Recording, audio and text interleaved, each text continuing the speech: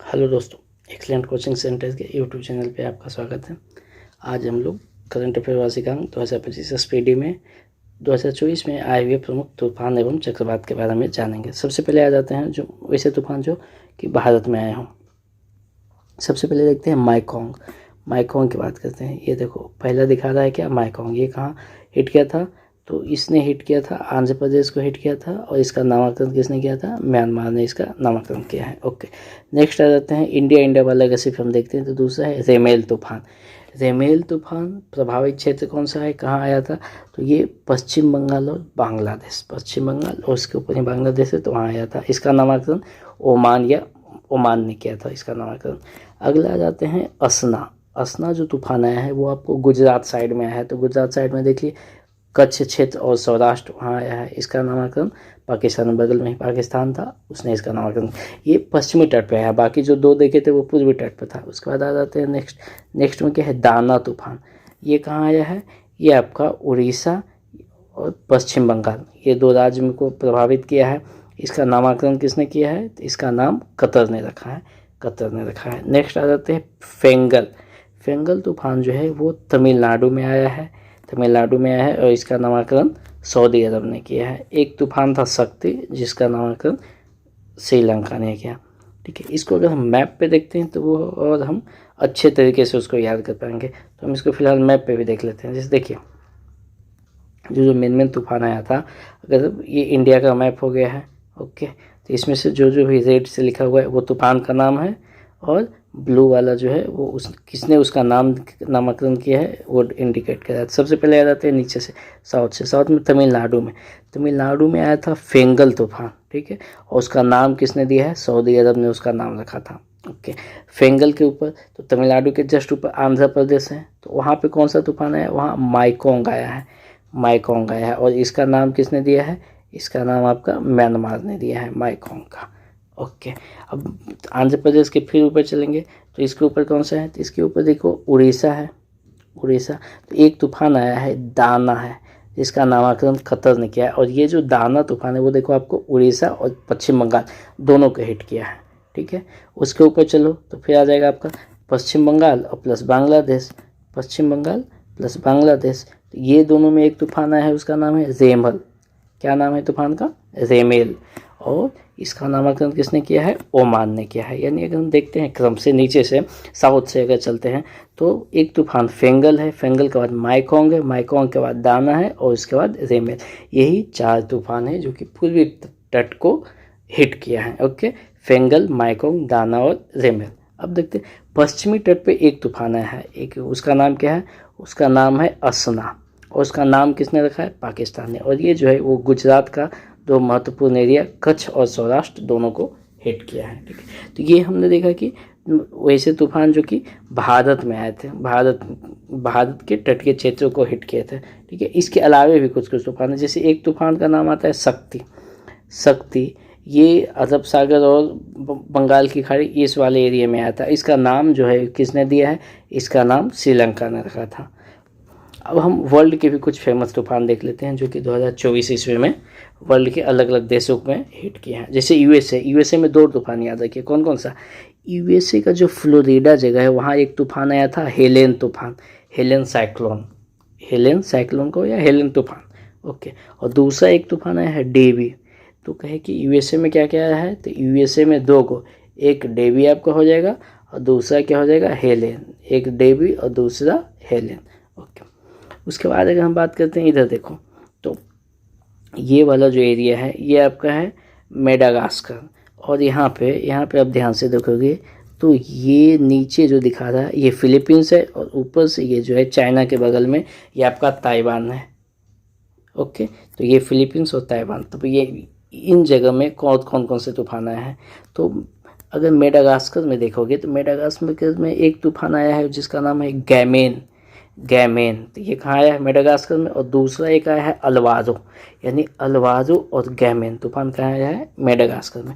गैमेन का नाम किसने रखा है? तो गैमेन का नाम इस्वातिनी ने रखा है, जबकि अल्वारो का नाम मोजाम्बिक ने उसका नामकरण किया है। ओके, इसके अलावा अगर हम आ जाते हैं ऑस्ट्रेलिया पे, यहाँ देखो ये ऑस्ट्रेलिया है, तो ऑस्ट्रेलिया में एक आया है तूफान जिसका नाम है अल्फ्रेड।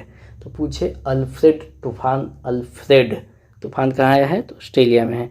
इसके अलावा हम देखते हैं ताइवान में बताएं तो ताइवान में 2 तूफान आया है। कौन कौन सा है, तो ताइवान में जो आया है, ताइवान में आया है एक आपका कॉन्ग्रे और एक है क्राथॉन। कॉन्ग्रे और क्राथॉन, ये दोनों तूफान ताइवान में आया है। इसके अलावा जो ताइवान है उसने इसको भी हिट किया है, फिलीपींस को। ये वाला जो आपका एरिया दिख रहा है ये फिलीपींस है, तो ये क्राथॉन जो है वो फिलीपींस को हिट किया है। यानी वर्ल्ड में जो मुख्य तूफान देखे तो 2 गो यूएसए में देख लीजिए, डेबी और हेलेन। उसके बाद ऑस्ट्रेलिया में अल्फ्रेड, ताइवान में कॉन्ग्रे और क्राथॉन, फिलीपींस में क्राथॉन, और फिर मोजाम्बिक में अल्वारो और गैमिन। ये हो गया कि भारत के या फिर वर्ल्ड के प्रमुख तूफान। इसके बाद और तूफान हो गया। तूफान के बाद हम आते हैं वन स्थिति रिपोर्ट पे कि वन स्थिति रिपोर्ट क्या है। भारत वन स्थिति रिपोर्ट 2023, ये सबसे पहले हम जानेंगे ये कब कब लाया जाता है। तो ये हर एक 2 साल पे एक बार आता है, ओके। और ये 23 था, इसके पहले 21 वाला आ चुका है, ठीक है। और ये 18वां वन स्थिति रिपोर्ट था, ठीक है। यानी अगर पूछे ये भारत वन स्थिति रिपोर्ट प्रत्येक 2 साल पे आता है। इस बार जो आया है रिपोर्ट 2023 का है और ये 18वां रिपोर्ट है। कब जारी किया गया है, 23 का है, लेकिन जारी कब किया गया है, ये 21 दिसंबर 2024 को। और किसने इसको जारी कर दिया, तो जो हमारे पर्यावरण मंत्रालय है, जलवायु और पर्यावरण मंत्री भूपेंद्र यादव, उन्होंने इसको जारी किया गया है, ओके। उसके बाद देखते हैं इसमें क्या क्या चीज़ें हैं। तो सबसे पहले देखते हैं देश में कुल वन और वृक्षावरण ये कितना है, तो इसकी बात करते हैं। तो ये आपका आ जाता है 25.17%।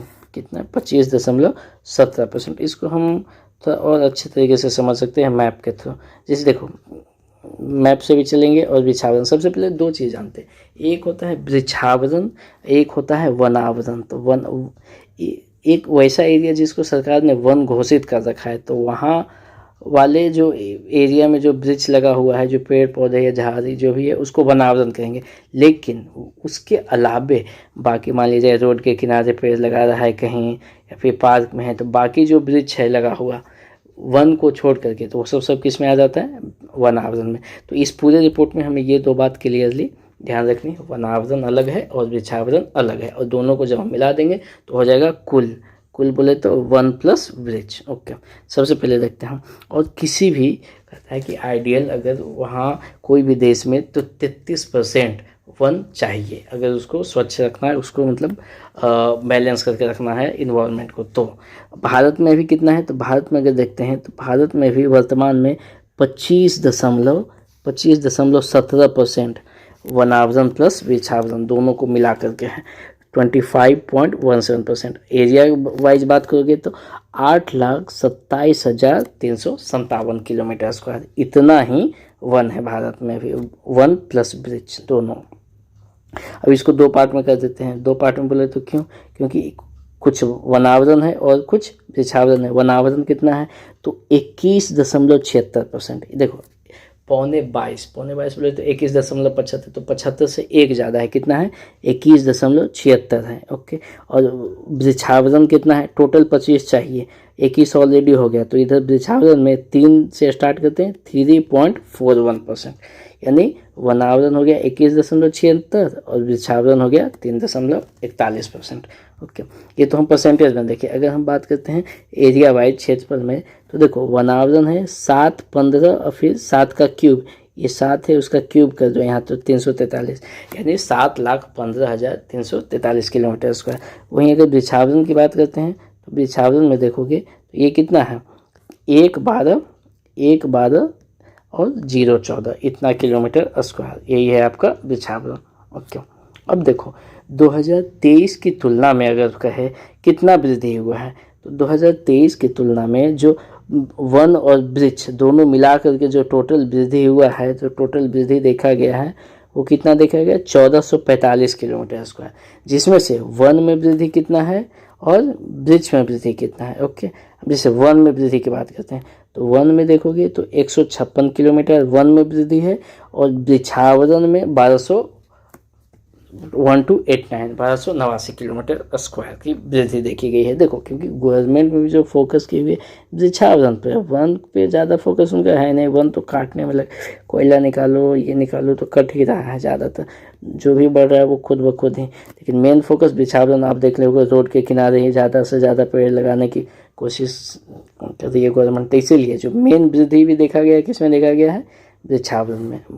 और ओवरऑल वृद्धि कितना है, ओवर 1445 है। 1445 में से ध्यान रखिएगा वनावरण में 156 और 1289 हो गया वृक्षावरण में। ओके, अब इसके बाद एक चीज़ हम देखते हैं कि वन और वृक्षावरण में सर्वाधिक वृद्धि करने वाले राज्य कौन कौन से हैं। वन और वृक्षावरण में सर्वाधिक वृद्धि करने वाले राज्य, तो सबसे नंबर 1 पे आपका आ जाता है छत्तीसगढ़, 2 पे है यूपी और 3 पे है उड़ीसा। हम किसकी बात कर रहे हैं, वन और वृक्ष दोनों को कंबाइन रूप से सबसे ज़्यादा वृद्धि कहाँ की है, तो छत्तीसगढ़, फिर उत्तर प्रदेश, फिर उड़ीसा। अगर हम बात करते हैं इसको मैप से देखें तो ज़्यादा बेटर रहेगा। देखो ये देखो, एक बार में याद कर लेंगे इसको। हम स्टार्ट कर रहे हैं क्या, ये है आपका ये बता रहा है कि वन और वृक्षावरण में सर्वाधिक वृद्धि करने वाले को हम लाल से इंडिकेट किए। तो यहाँ वन और वृक्षावरण में, तो स्टार्ट करते हैं यहाँ से। सबसे पहले आ गया आपका कौन सा, छत्तीसगढ़। छत्तीसगढ़ के बाद, छत्तीसगढ़ इसी रेड वाले लाइन को फॉलो करो। छत्तीसगढ़ के बाद फिर क्या क्या है, यूपी। यूपी के बाद फिर क्या आ गया, फिर उड़ीसा। तो यही 3 है, यानी 8 शेप का बन रहा है। ऐसे बना दो, 1 नंबर पे छत्तीसगढ़, 2 नंबर पे यूपी और 3 नंबर पे आपका क्या हो गया, उड़ीसा। ये किस चीज़ में है, वन और वृक्षावरण में सर्वाधिक वृद्धि करने वाले राज्य। ये देखिए आपका यहाँ क्लियरली लिखा हुआ है कि वन और वृक्षावरण में सर्वाधिक वृद्धि करने वाले 3 राज्य कौन कौन से हैं। तो नंबर 1 पे है छत्तीसगढ़, नंबर 2 पे है आपका है उत्तर प्रदेश और फिर नंबर 3 पे है आपका उड़ीसा। यही 3 राज्य हैं, ठीक है। अगला क्या कर रहा है कि सिर्फ वनावरण में सर्वाधिक वृद्धि करने वाले, जो ये वन प्लस वृक्ष दोनों था, सिर्फ वन की बात करेगा तो नंबर 1 पे है मिजोरम, दूसरे पे नंबर 1 पे मिजोरम यानी सबसे पूर्व साइड में, फिर गुजरात सबसे पश्चिम साइड में और तीसरा उड़ीसा है। सिर्फ वन की बात करेगा कि वन में सबसे ज़्यादा वृद्धि कहाँ हुई है, वन में सबसे ज़्यादा वृद्धि क्या हुई है, तो मिजोरम। इसको मैप पे देख लेते हैं, ये देखो यहाँ से स्टार्ट करते हैं। मिजोरम, ये मिजोरम स्टार्ट किए। मिजोरम के बाद ये ब्लू लाइन को फॉलो करो। मिजोरम के बाद गुजरात सबसे पश्चिम में चला है, पश्चिम, ये 2 नंबर पे हो गया, ये 1 नंबर पे और तीसरे नंबर पे कौन पे, फिर तीसरा नंबर वहीं उड़ीसा में ही आ गया। मिजोरम, गुजरात, उड़ीसा, ये सबसे ज़्यादा वन में वृद्धि हुआ है। इसके अलावा अगला क्या है, अगला क्वेश्चन कह रहा है कि क्षेत्रफल में सर्वाधिक वन एवं वृक्षावरण वाले राज्य कौन से हैं। ओके, कौन से ऐसे राज्य जहाँ सबसे ज़्यादा वन प्लस वृक्ष, क्षेत्रफल वाइज, एरिया वाइज देखना चाहता है। तो एरिया वाइज अगर देखोगे तो सबसे ज़्यादा मध्य प्रदेश में है। पहले नंबर पर मध्य प्रदेश आएगा, उसके बाद अरुणाचल प्रदेश आएगा और तीसरे नंबर पर महाराष्ट्र आएगा। ये 3 राज्य यानी मध्य प्रदेश, अरुणाचल प्रदेश, महाराष्ट्र। लेकिन अगर सिर्फ कहे कि वन वाले राज्य, वनावरण वाले, तो फिर उसमें अगर चेंज हो जाएगा, वनावरण वाले सिर्फ कहेगा तो सिर्फ वनावरण वाले में आ जाएगा मध्य प्रदेश, अरुणाचल प्रदेश। पहला दूसरा सेम है, तीसरा बस चेंज हो रहा है कि महाराष्ट्र की जगह क्या है, यहाँ छत्तीसगढ़ है। तो इसको देखो मैप से देखो बेटर रहेगा। मैप से क्या अगर कहे कि क्षेत्रफल में सर्वाधिक वन और वृक्षावरण वाले राज्य, तो 1 नंबर येलो वाला जो है उस लाइन को फॉलो करो। तो मध्य प्रदेश के बाद फिर कहाँ गया, अरुणाचल प्रदेश के फिर वापस आ गया है कहाँ, आपका महाराष्ट्र में। मध्य प्रदेश, अरुणाचल प्रदेश, महाराष्ट्र में। ये था कि वन प्लस वृक्ष दोनों, उसकी सबसे ज़्यादा क्षेत्रफल कहाँ है। लेकिन अगर हम बात करें सिर्फ